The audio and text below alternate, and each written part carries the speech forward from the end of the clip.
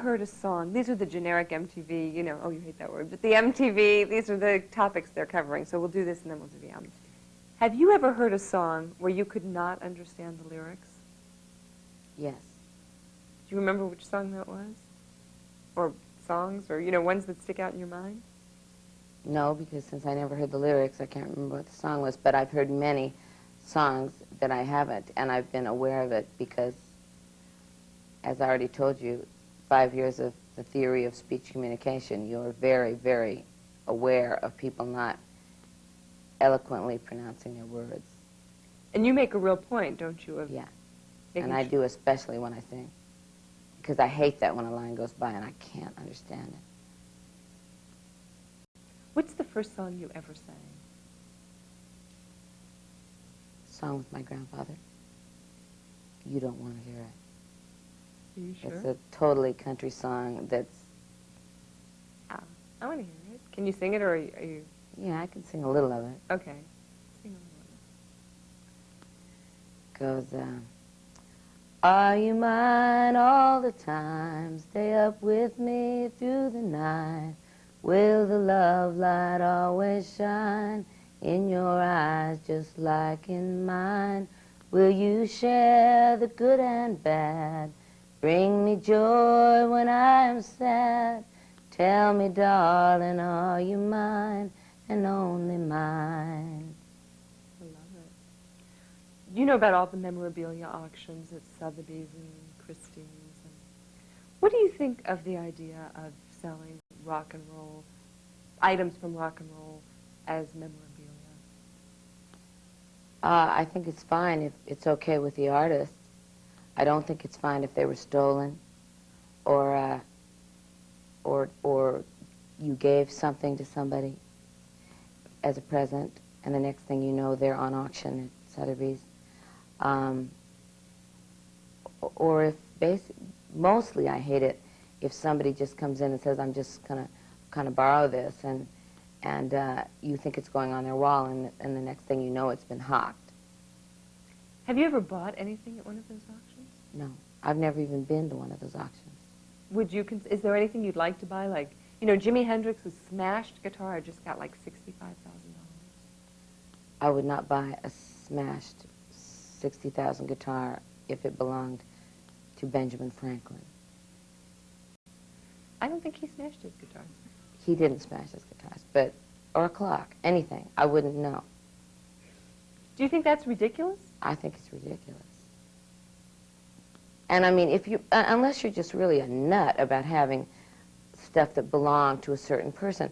I mean, I have some things. I have a pair of garnet beads that belong to Janis Joplin. I have a really beautiful black velvet and chiffon blouse that are very similar to the blouses, to my long Rhiannon blouse that my mom has, that's all put away in tissue. I have a couple of things, a couple of other things, but those are the two most special things to me. Where did you get those? From a very good friend of mine named Brian Murphy, who does go to all those auctions. You have been rather open about the excesses of the rock and roll lifestyle. Can you tell us about your, quote, new sobriety? Well, it's not new. It's about 7 years old, actually. It's taken a long time to get used to it. There's a lot of good things about it. You're clear, you're focused, you're centered. You run your own ship. People can't get away with what they used to be able to get away with. People don't take advantage of you as much. People don't walk over you like a doormat like they used to. People don't tell you things that aren't true because they know you're going to find out. The other side of the coin is sometimes it's not as much fun. But when it comes right down to it, the unfortunate thing about it is that, and I don't like to, I don't like to really say this to kids because it's hard to understand exactly. It's kind of like if you go out and buy a pound of Sara Lee pound cake and you have one bite of it, I can guarantee you that in the next 2 days you're going to eat that whole cake.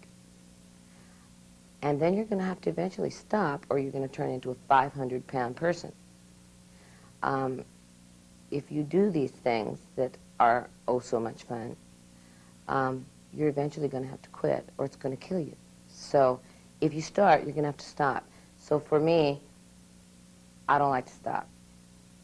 So it's easier not to start than to have to stop. You discuss your relationship with Don Henley really openly on the album cover notes. What can you tell us about working with him, about that relationship?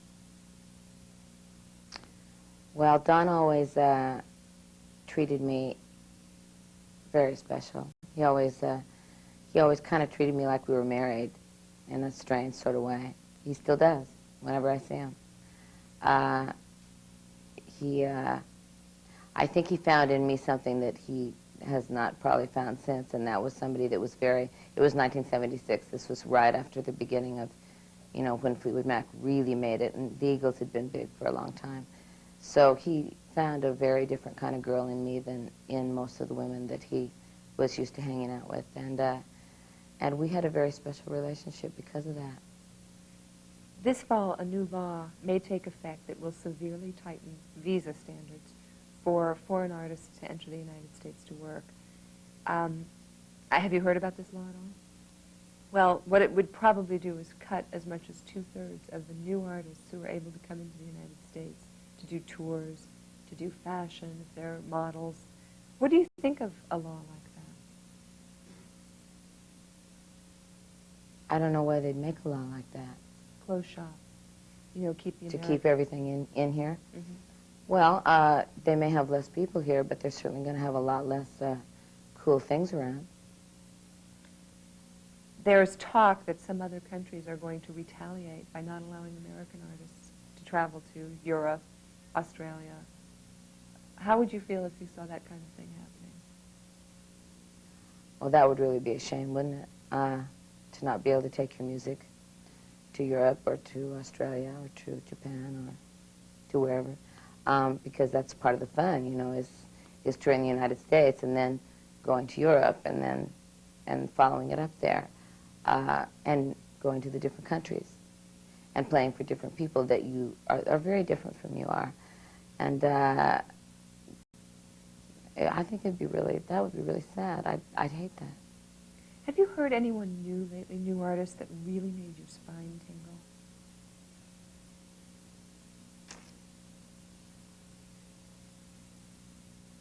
I'd really have to think about that one, Laura, for a long time, because I make tapes of different artists, of different songs, or I have two friends of mine that used to be fans and who now have become very good friends, whose names are Wendy and Lisa, and they make me these incredible tapes, and they glue in the names of who it is. But of course I never look at that, so I just listen to the tapes. And so I have no idea who I'm listening to. And I like a lot of the music, but I don't know who it is. If somebody were to say to me, it would come on the radio and I could sing along with it, and somebody would say, who is that? And I'd say, I don't know. Will the mystery artist please find yeah, exactly. So, there is a lot of new music that I like, but I don't really know who they are. MTV just turned 10 on August 1st. What would you give MTV for its 10th birthday?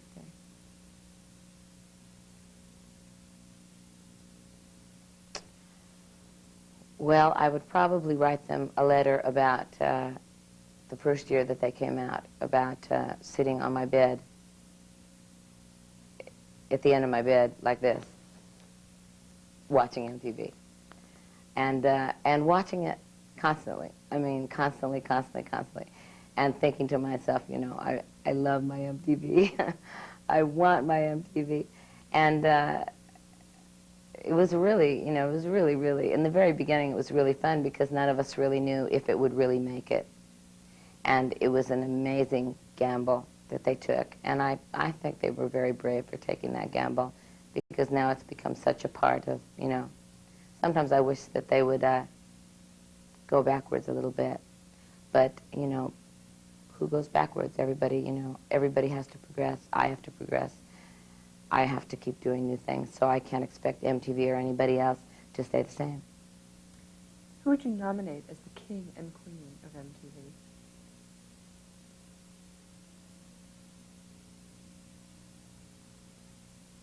I don't know. You know, I watch MTV off and on whenever it's on, but I don't know all the new disc jockeys and the new people as well as I knew the old ones.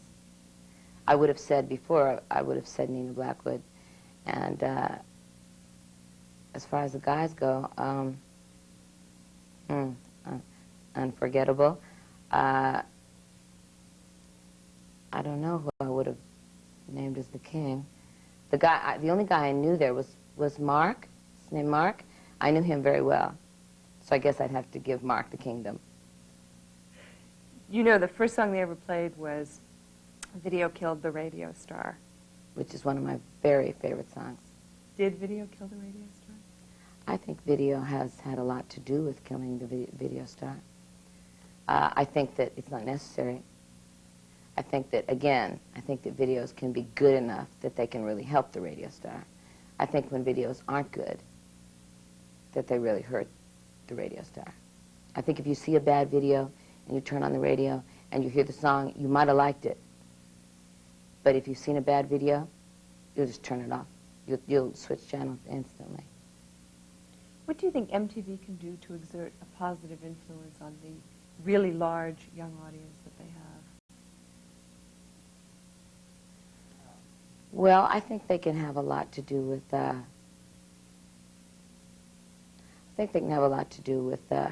people feel about drugs, and I think they have a lot to do with, again, the progression of music.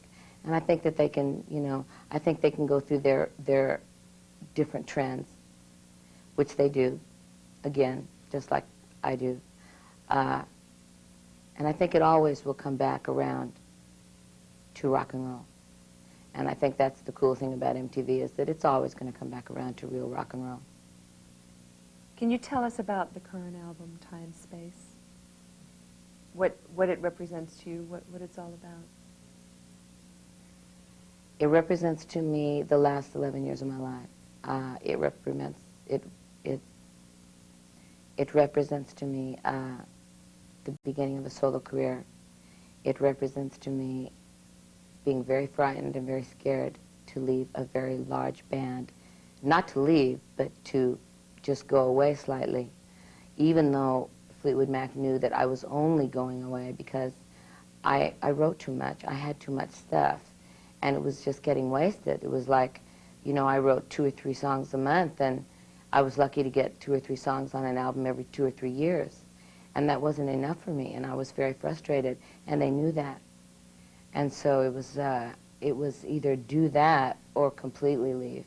And so I tried very, very hard for 15 years to juggle 2 careers. And so when they finished a record and an album, which was a solid good 2.5, 3 years, and everybody, you know, went off to Hawaii, I went straight into the studio to do a new album, and then straight out on tour. And then the second I came home, they were waiting for me. And I was usually in trouble because they were waiting for me.